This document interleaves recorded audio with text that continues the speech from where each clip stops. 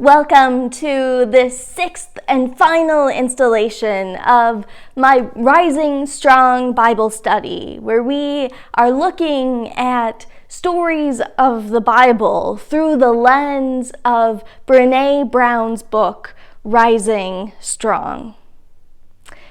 We have looked at stories in the Bible that show the reckoning process, where Bible characters finally admit that they have a problem that they have to deal with. We've looked at stories from the Bible that show us rumbling, where we see characters working through what it means to look at their problems and to find a way out. And now we are looking at revolution. How do characters change their ways and find a path forward? Today we have a story of Jesus and Peter. During the crucifixion narrative, Peter denies Jesus 3 times. And now it is after the resurrection. Peter has seen Jesus alive. And now they have a powerful conversation where Jesus asks Peter 3 questions. The same question. Do you love me? This conversation changes everything.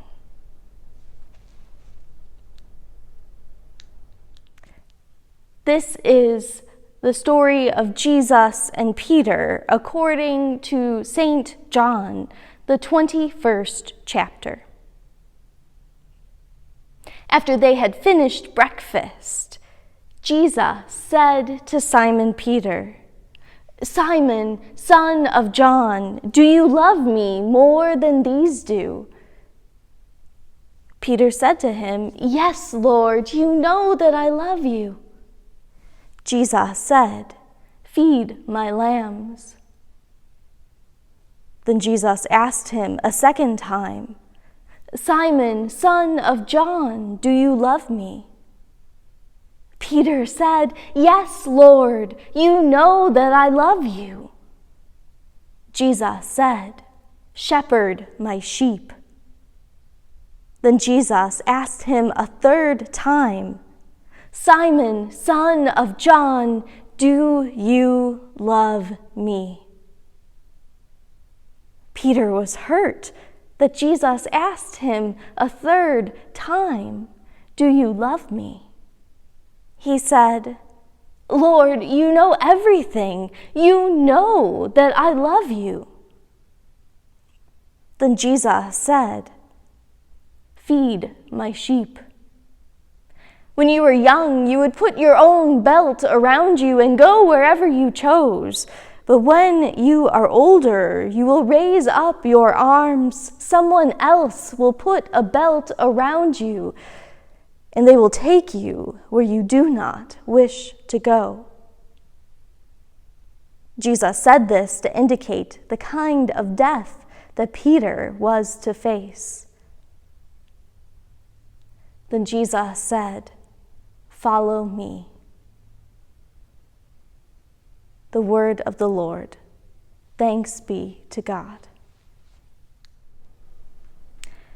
When I first chose this story as part of the Rising Strong Bible study, I chose it as revolution, because this is a moment that changes Peter forever.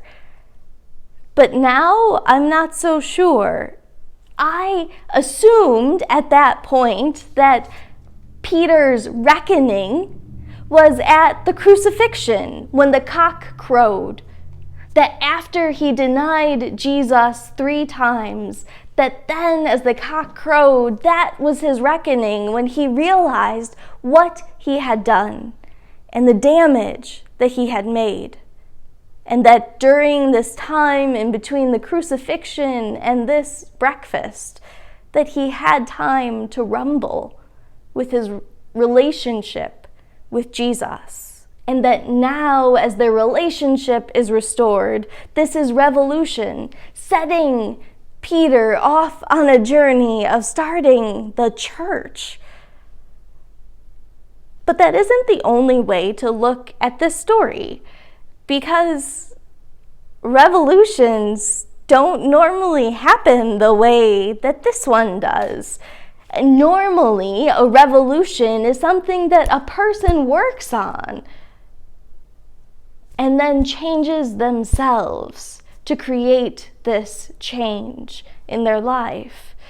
But in today's story, Jesus is the one who brings this change for Peter by restoring their relationship.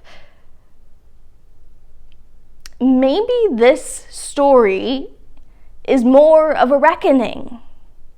That now that their relationship is restored, Peter realizes that he really does have to start the church.